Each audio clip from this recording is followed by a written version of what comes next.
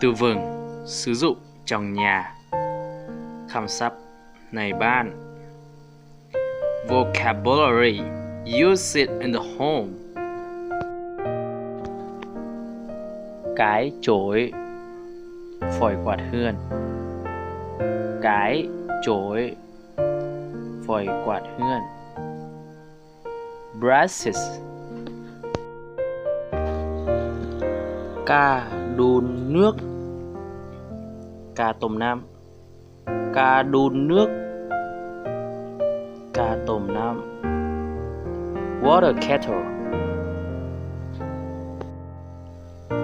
Khăn lau chân. Hà xếp tiền. Khăn lau chân.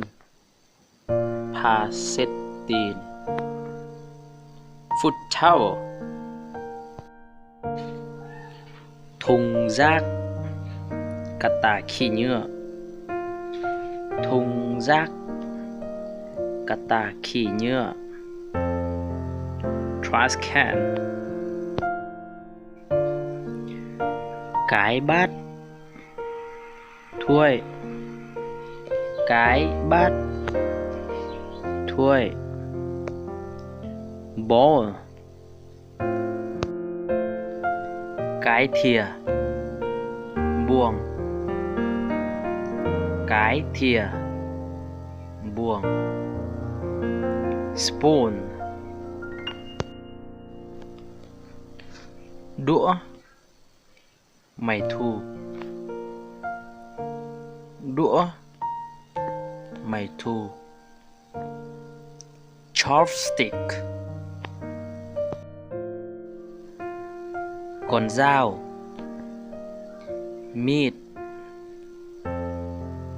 Con dao. Meat.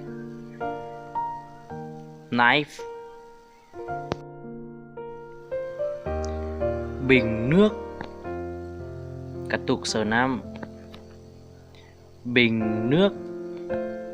Cắt tục sở nam. Water bottle. Giường ngủ. Tiếng non. Giường ngủ. Tiếng non. The bed.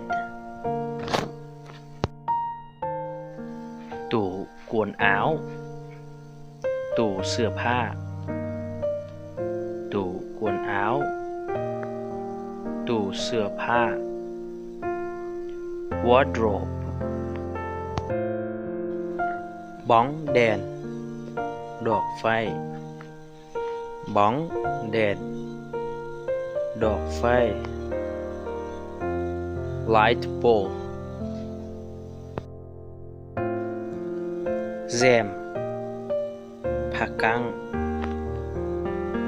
Rèm. Phà căng. Curtain.